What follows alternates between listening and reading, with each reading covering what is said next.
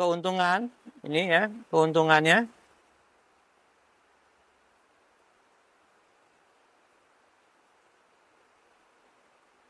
sebesar 106.000 saja. Kalau kita persentasi keuntungannya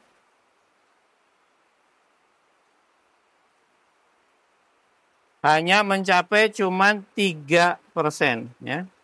Kita bandingkan ini. Ya.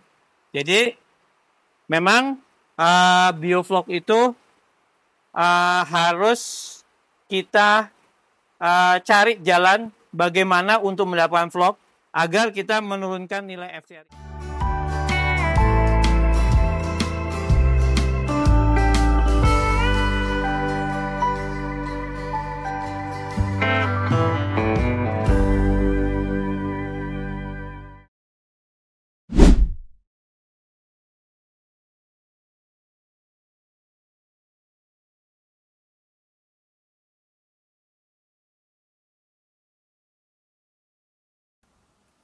Halo guys, jumpa lagi dengan saya Jogi di channel Orifish Bang Sri, channel biovlog tanpa mikir.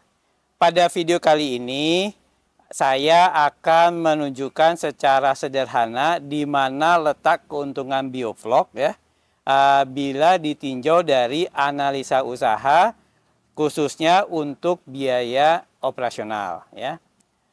Sebelumnya saya ngajak dulu yuk ya, ikuti terus di channel ini, ikuti dan tonton sampai habis. Yang belum subscribe, please subscribe sekarang juga. Dan oke ya, dalam segmen pembesaran ini ya, kita akan menggunakan teknologi biovlog. Nah, terdapat 4 komponen biaya operasional ya, terdapat 4 biaya komponen operasional ya, biaya operasional dengan skema sebagai berikut ya. Yang pertama biaya pakan. Nah, biaya pakan ini yang memiliki kontribusi yang paling besar terhadap biaya-biaya secara keseluruhan. Itu jumlahnya kurang lebih 66% ya. Kemudian di dalam biovlog juga kita tak lupa ada biaya listrik ya. Ya, biaya listrik memiliki kontribusi sebesar 27%, kurang lebih ya. Kemudian ada lagi biaya bibit seperti juga pembudidaya yang lain, itu biayanya kurang lebih 3% dari biaya total. Kemudian ada satu lagi biaya yang lain dengan selain biovlog, itu biaya karbohidrat atau biaya pembentukan vlog, kurang lebih kita estimasi sebesar 4% ya. Nah guys, mari kita coba ya, kita hitung ya. Tapi sebelumnya kita ambil dulu kondisi beberapa untuk analisa usaha ini, yaitu beberapa biaya yang harus kita masukkan dan sebagai kita perhitungkan ya untuk biaya ini ya. Yang pertama kita nanti menggunakan perhitungan kolam diameter 2 ya, sebanyak 2 unit ya. Yang keduanya tentunya juga kita harus menghitung harga ikannya ya ketika dipanen. Kita asumsikan ya, kebiasaan di sini itu harganya 25.000 per kilo ya. Yang ketiganya biaya listrik ya. Biaya listrik per kWh, karena kita menggunakan segmen untuk bisnis ya, maka kita menggunakan 1.300 per kWh. Kemudian yang keempatnya harga pakan ya. Nah ini dari masing-masing pembudidaya tentunya berbeda-beda. Tetapi untuk perhitungan, untuk analisa perhitungan ini, kita menggunakan pelet 7882 dengan harga per saknya kurang lebih 316.000 per sak ya, atau per 30 kilo ya. Kemudian harga bibit. Harga bibit kita gunakan standar di Blitar yang ukuran 5 itu 60 perak per ekor ya. Kemudian yang ke berapa tadi? Yang ke-6 ya. Yang ke-6 harga molase ya. Harga molase itu di sini untuk 1,5 liter itu harganya 10.000 ya. Ya, kemudian yang ketujuh harga garam ya. Kita menggunakan garam krosok ya. Dan harganya untuk di sini 1.800 per kilo atau 90.000 untuk 50 kilo ya. Kemudian suplemen pakan dan lain-lainnya, obat-obatan kita asumsikan 45.000 sampai dengan panen ya. Untuk lebih mudah memahaminya, mari kita melihat di whiteboard ini ya, sehingga nanti lebih jelas apa yang saya maksud tadi ya. Jadi saya sudah menulis ini analisa usaha kolam bioflok khususnya untuk biaya operasional ya. Kemudian saya gambarkan dua sketsa, dua kolam ya, diameter 2 meter ya, ada dua dengan ketinggian air 1 meter dan saya menggunakan LP100. Mengapa saya menggunakan kolam berdiameter 2 meter dan menggunakan LP100 sebagai aeratornya? Nanti kita akan jelaskan di video berikutnya ya. Nah, oke. Untuk kita fokus kembali lagi ke sini ya. Jadi untuk menentukan semua biaya, tadi ada biaya ada 4 ya. Satu biaya untuk bibit, kemudian biaya pakan, kemudian biaya listrik, dan kemudian biaya obat-obatan dan pembuatan vlog ya. Maka di sini yang harus kalian sobat-sobat WebBee ikutin ya, yang harus memahami itu adalah dia menggunakan kubikasi ya. Jadi menggunakan kubikasi. Ya. Jadi standar perhitungannya menggunakan kubikasi atau boleh dikenal juga sebagai volume ya. Dalam hal ini satuannya adalah meter kubik ya. Ya, bagaimana itu saya jelaskan sebagai berikut ya. Jadi untuk kolam diameter 2 ini ya, itu berapa kubikasinya. Jadi kubikasi adalah bagian yang ini ya, bagian yang ini. Nah kemudian coba kita hitung. Jadi dengan ketinggian air 1 meter dengan diameter 2 meter itu volumenya itu sama dengan V per 4 ya, kali D kuadrat kali T ya. D kuadrat ini adalah diameter kolam ya, 2 meter, dan T ini adalah ketinggian air ya, 1 meter. Jadi dengan menyelesaikan persamaan ini ya, V per 4 ya, dikali 4 dikali 1 ya. Jadi kalau kan di kuadratnya 2 kuadrat jadi 4, dan ketinggian 1 meter, ini satuannya meter kubik ya. Nah dari persamaan ini kita selesaikan.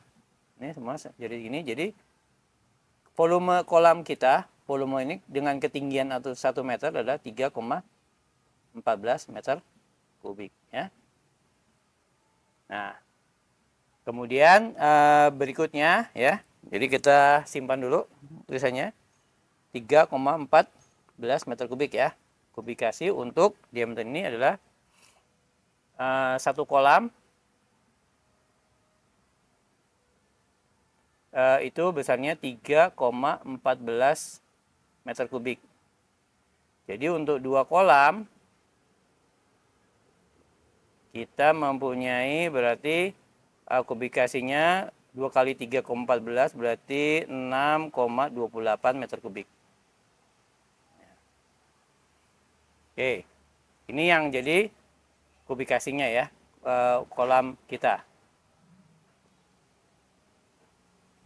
Kita tuliskan. Nah, pertama untuk bioflok,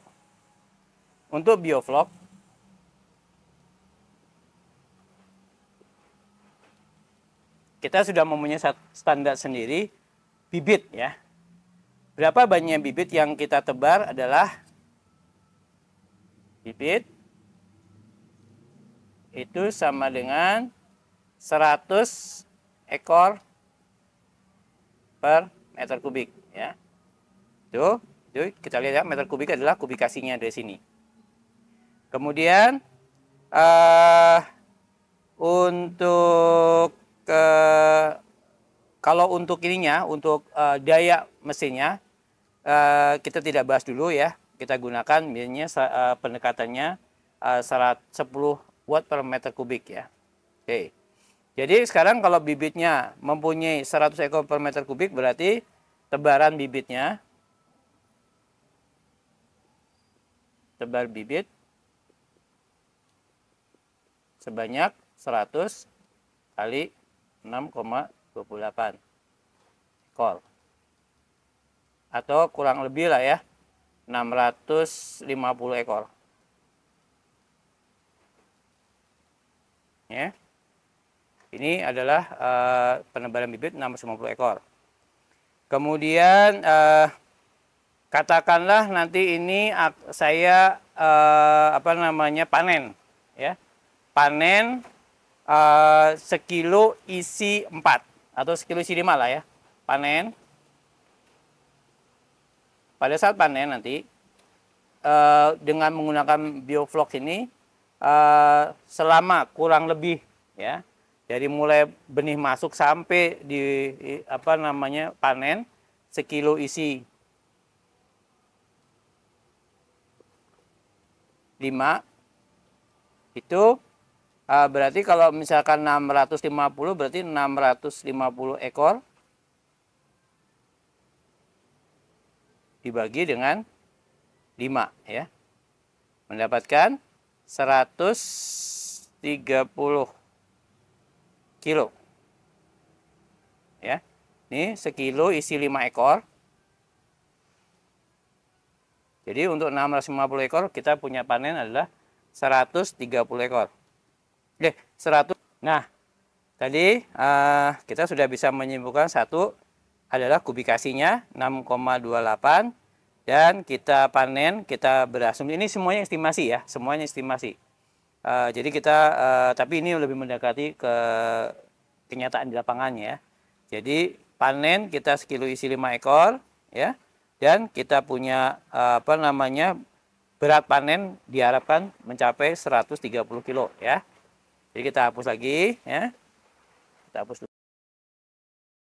Oke. Jadi sekarang kita dapat satu hitungan ya. Dengan kubikasinya adalah 6,28 meter kubik untuk 2 kolam ini ya, volumenya di sini. Tebar bibit yang kita bisa tebar di sini 650 ekor untuk 2 kolam, berarti kurang lebih 130-an ya. Kemudian ininya berat panen yang kita bisa capai adalah nanti adalah 130 kilo ya. Sorry, maaf, ini tadi 650 ekor dibagi 2 berarti 325 ekor ya, satu kolam ini. Ya. Jadi ini adalah untuk yang ini diameter 2. Ini kita simpulkan seperti ini. Nah, sekarang dengan berat panen 130 kilo, kita ingin menghitung berapa sih jumlah pakan. Nah, ini yang penting. Untuk biofloc ya, untuk biofloc kita gunakan FCR-nya ya.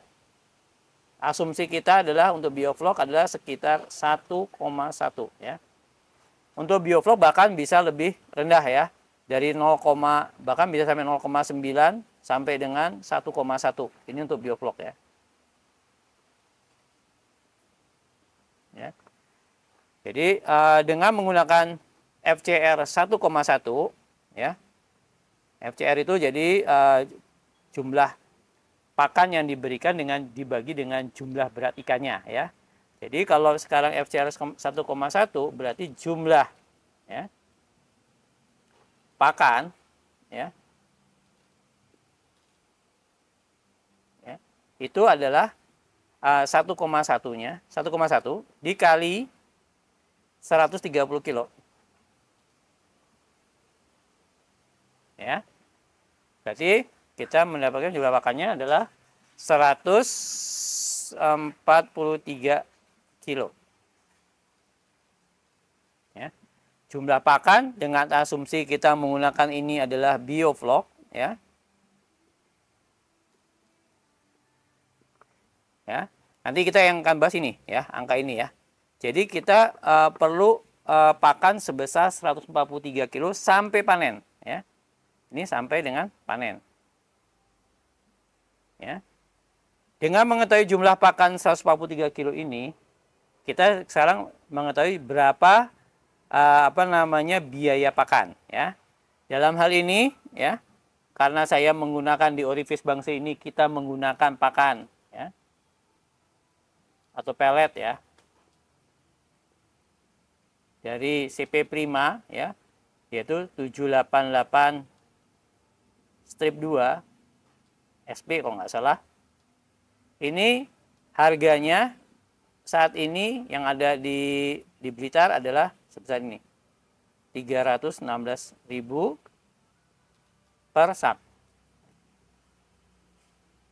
Ya. Ini dalam satuan sak ya. Berarti kalau dalam satuan kilo ya. Ini kalau dalam satuan kilo adalah kurang lebih 10.533 rupiah per kilonya. Ya. Jadi kita tahu jumlah pakannya 143, harga pakannya 10.533. Jadi kalau gitu berapa jumlah pakannya? Nah ini ya. Jadi kalau berapa harga pakan yang biaya pakan yang kita keluarkan ya. Biaya pakan adalah sebesar 143 kali dengan 10.533 ya. Jadi kita mendapatkan biaya pakan itu sebesar 1 juta ya 506.219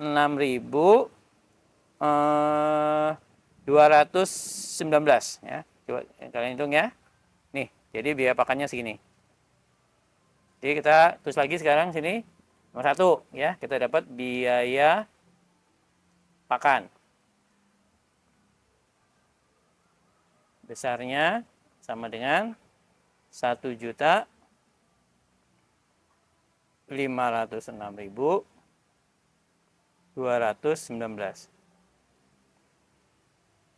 Itu adalah berat pakan dengan menggunakan FCR 1,1 ya. Kita hapus di sini.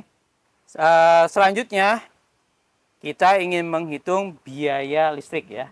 Tadi komponen yang terbesar yang kedua adalah biaya listrik untuk bioflok ya. Yang pertama tentunya biaya pakan, yang kedua adalah biaya listrik ya. Sekarang ngulang lagi ya. Jadi untuk FCR bioflok ini kita menggunakan 1,1 ya. Kita mengasumsikan bioflok untuk yang di kolam ini adalah 1,1 ya.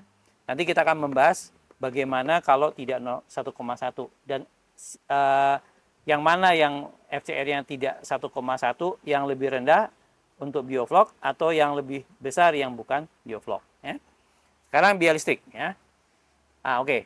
Untuk biaya listrik kita mengasumsikan menggunakan LP100. Seperti saya jelaskan sebelumnya, saya tidak akan membahas LP100 di video ini. Akan video berikutnya akan kita bahas mengapa kita memilih LP100 ya. Oke. Sederhananya begini, LP100 itu adalah mesin aerator yang kita gunakan untuk menghasilkan gelembung-gelembung udara di sini yang bisa menciptakan DO ya.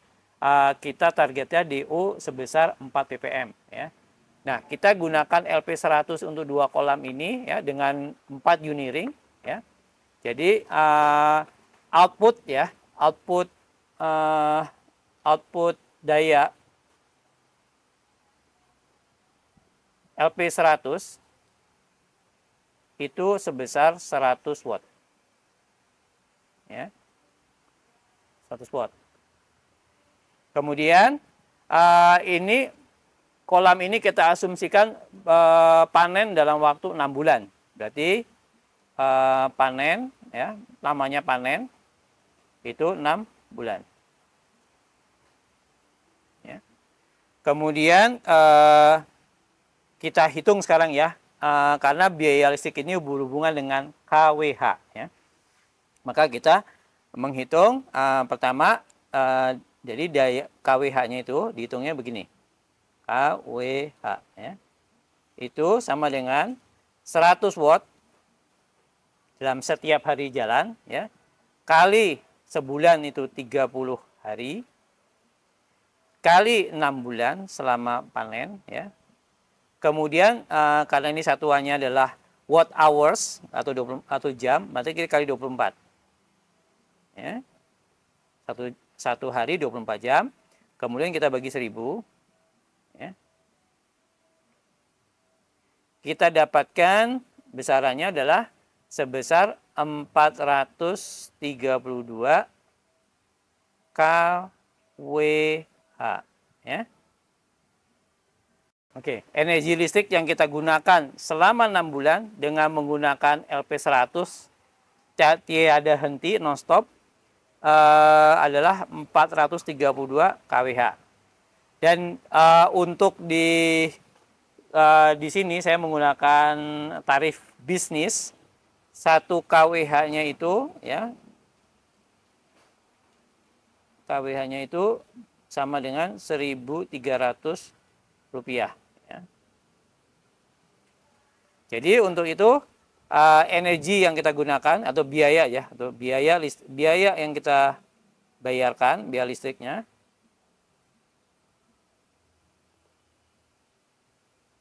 itu sama dengan 432 kita kali dengan 1.300 rupiah. Mendapatkan angka sebesar 561.600 rupiah. Ini. Ya. Oke, kita tulis di sini nomor 2 biaya listrik. Itu sama dengan 561.600 rupiah. Kita sudah dapat biaya pakan sebesar 1.506.219.000 rupiah. Biaya listrik 561.600 rupiah. Ya. Sekarang adalah biaya bibit. Ya. Nah, kita lihat bibit di sini ya ada 650 ekor.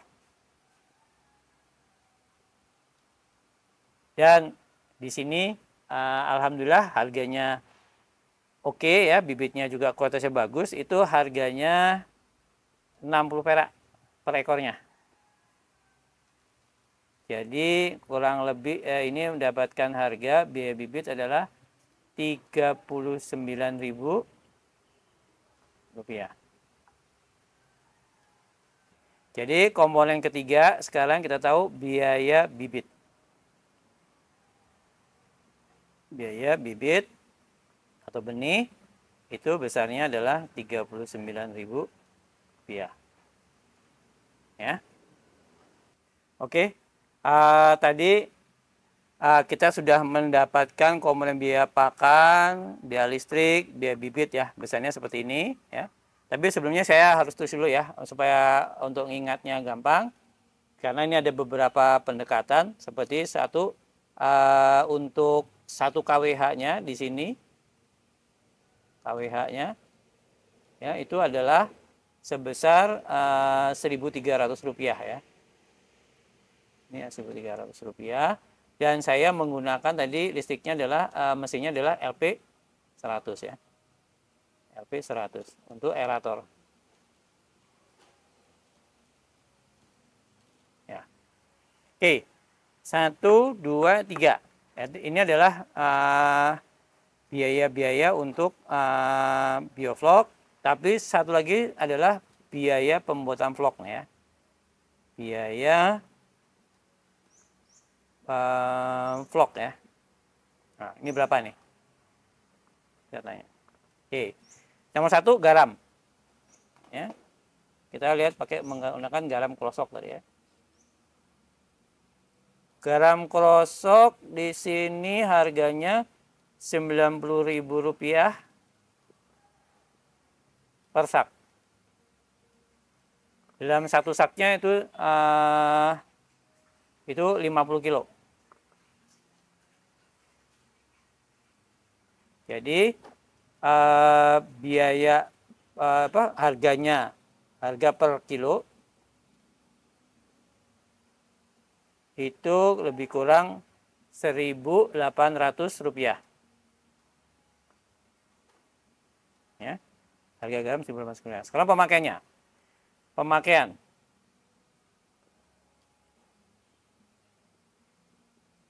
Kita menggunakan tadi kubikasi 6,28 ya meter kubik. Kubikasi 6,28 meter kubik, dan pemakaiannya untuk garam itu sebesar 1 kilo per meter kubik. Ya. Berarti sama dengan untuk kasus kita berarti ada 6,28 kilo. Ya. Kemudian berapa biaya garam? Biaya garam 6,28 kita kali dengan 1.800. Jadi biaya garam adalah 6,28 kali Rp1.800 dan itu berkisar harganya adalah 11.304 ya. Jadi yang pertama sini ada garam. Kita mendapatkan rupiahnya Rp11.304 ya. Nah, biaya vlog ini ada garam, ada juga kapur ya. Kapur tani. Nah, kapur tani yang kita gunakan adalah CaCO3 ya. Dan ini di pasaran harganya 35.000 per sak. Satu saknya atau 50 kilo. Atau sama dengan Rp7.000 per kilo ya.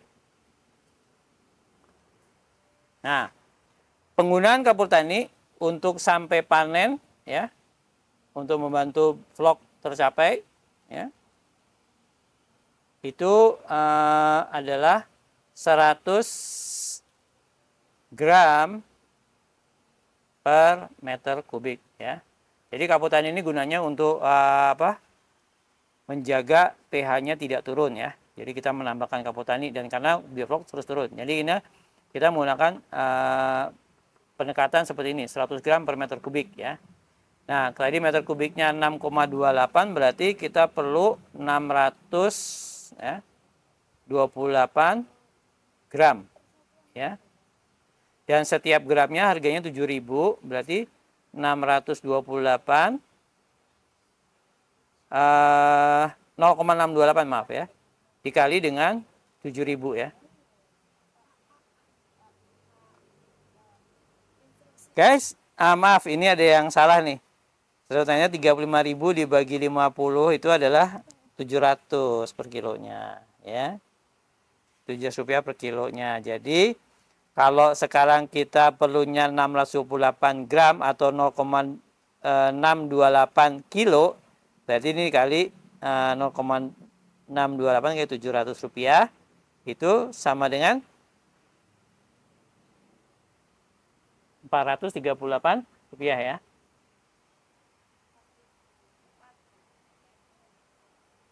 Ya. Oke, jadi biaya untuk kapur CO3 ya Rp450. Oke, unsur berikutnya untuk pembentukan vlog adalah molase ya, atau tetes ya. Di sini Harganya kalau molase itu 1,5 liter itu adalah Rp10.000. Jadi biaya molase adalah 10.000 dibagi 1,5 per liternya, per liter molase itu sebesar Rp6.600 ya.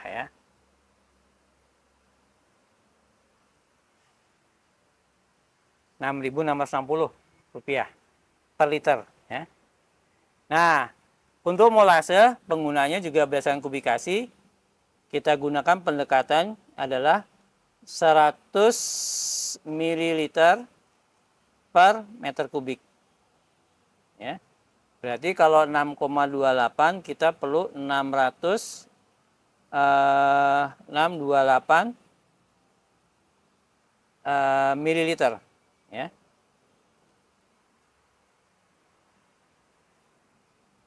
Karena 100 dikali dengan 6,28 itu 628 mililiter ya. Nah, ini atau 0,628 liter kita kali harganya per liter molase adalah Rp6.660. Mendapatkan hasil 4.180 rupiah. 4.180 rupiah.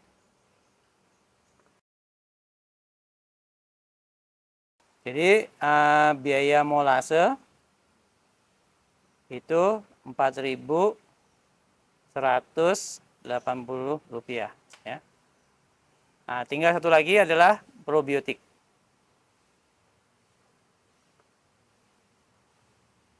Ini probiotik karena kita menggunakan beberapa probiotik. Saya nggak menggunakan meter kubik tapi sudah terbiasa. Ini kurang lebih ya. Kurang lebih harganya adalah kami panen itu Rp45.000. Jadi biaya vlog semuanya adalah jadi biaya vlog terdiri dari garam, kapur, molase dan probiotik sudah sampai sini. Tapi ada satu lagi yang lupa saya. Tentunya air juga kita perlu ya. Jadi untuk mengisi kolam dengan air ya, biaya air dengan pompa maksudnya ya, kita anggaplah Rp10.000. Jadi kalau kita total semuanya mendapatkan hasil lebih kurang Rp70.000 ya. Lebih kurang lah ya, Rp70.000. Jadi biaya vlog tadi adalah kurang lebih Rp70.000 ya. Jadi ini semua komponen-komponen biaya yang ada untuk membuat biovlog. Ini baru estimasi ya, caranya seperti ini. Kalau kita jumlahkan itu di angka 2.176.000 ya. Jadi inilah total biaya operasional ya.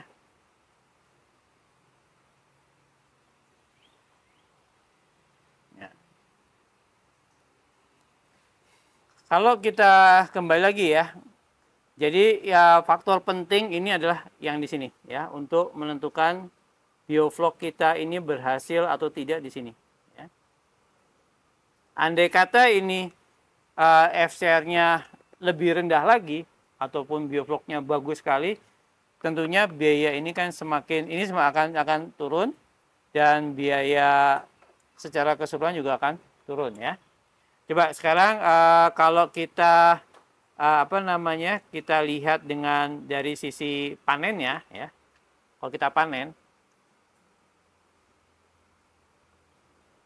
harga panen untuk ukur kita katakanlah bervariasi dari ukur 4, 5, 3 ya, maksudnya 3, 4, 5 itu harga berkisaran di antara 25.000. Ini harga yang paling bagus ya. Per kilo. Ya. Jadi kalau kita panennya tadi 130 kilo, 130 kilo, berarti kita kali dengan 25.000, kita mendapatkan hasil berapa? 3.250.000.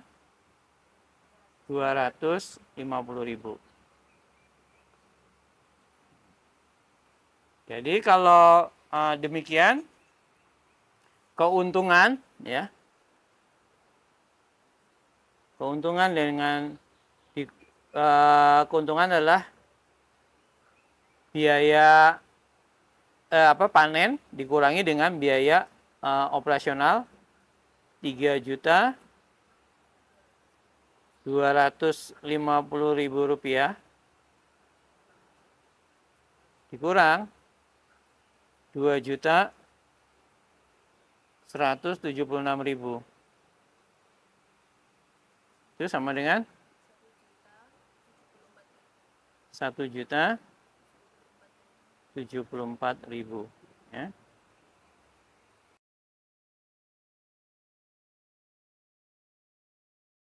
Oke, baik, kita tadi rekap lagi ya. Jadi untuk panen ya, dengan 130 kilo tadi kita mendapatkan rupiah sebesar 3.250.000 dan keuntungan atau profitnya sebesar 1.074.000 atau sama dengan kalau kita bagi dengan besarnya biaya ini ya, keuntungannya itu adalah 1.074.000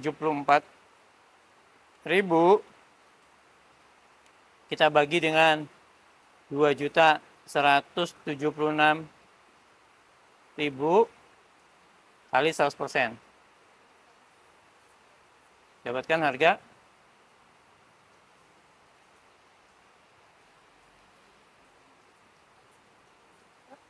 0,49% ya. Nah, inilah keuntungan yang kita peroleh dengan menggunakan FCR 1,1 ya.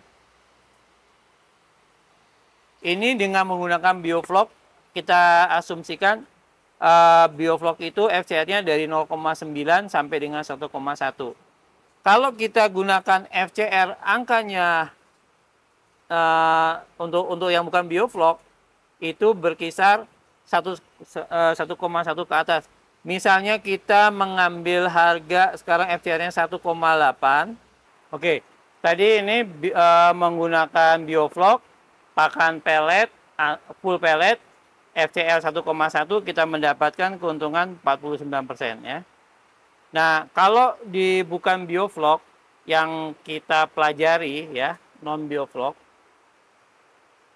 bisa mencapai FCR sebesar ya, dengan full pellet ya, itu sebesar 1,8. Jadi kalau 1,8 berarti pakan kita itu sebesar 1,8 kita kalikan 130 kilo tadi. Atau kita mendapatkan harga 234 kilo pakan ya.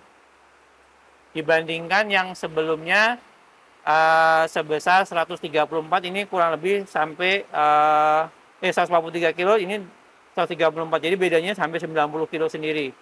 Dengan kondisi seperti ini, maka biaya pakan meningkat ya. Biaya pakan menjadi sebesar kurang lebih itu di angka 2.457.000.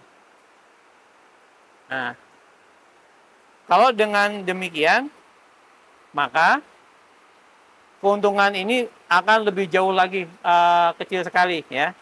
Coba kita jumlahkan, 2.457 ditambah 561.000 tambah 39.000 tambah 70.000 berapa? Nah, ini dulu. Oke, tadi kita mendapatkan biaya pakan 2.457 terhadap kita panen 3.250.000. Kita dapatkan biaya semuanya dengan yang sama, biaya listrik, biaya bibit, biaya vlog, maka biaya totalnya menjadi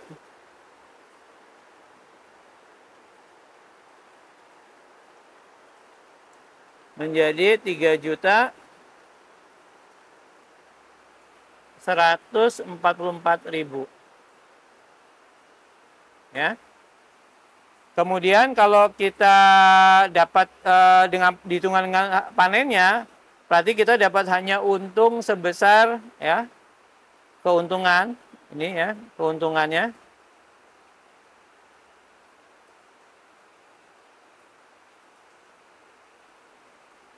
sebesar 106.000 saja.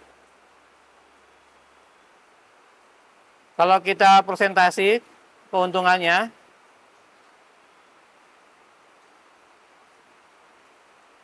hanya mencapai cuman 3% ya. Kita bandingkan ini. Ya. Jadi memang biovlog itu harus kita cari jalan bagaimana untuk mendapatkan vlog agar kita menurunkan nilai FCR ini. Kalau tidak biovlog, FCR-nya sebesar ini ataupun bahkan bisa lebih, bahkan ini tidak mencapai 3%, bahkan bisa kurang ya. Nah, kita hampir sampai di penghujung video ini ya. Jadi kalau kita boleh menyimpulkan ya, saya ada sedikit pembagian antara vlog dan non biovlog ya.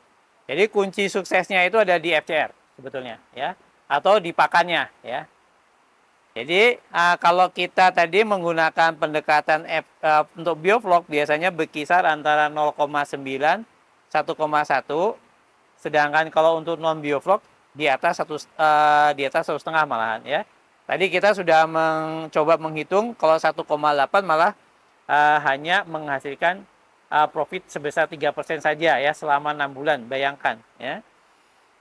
Kemudian profitnya kita bisa mencapai 40% sampai 60% untuk biovlog. Jadi ya, kunci sukses ya, sekali lagi kunci sukses ya, pembudidaya harus bisa dan harus berusaha semaksimal mungkin menghasilkan biovlog di kolamnya. Jadi berarti kita kembali kepada teknik produksi yang baik, pemilihan bakterinya, kemudian sukses dalam hal memberikan asupan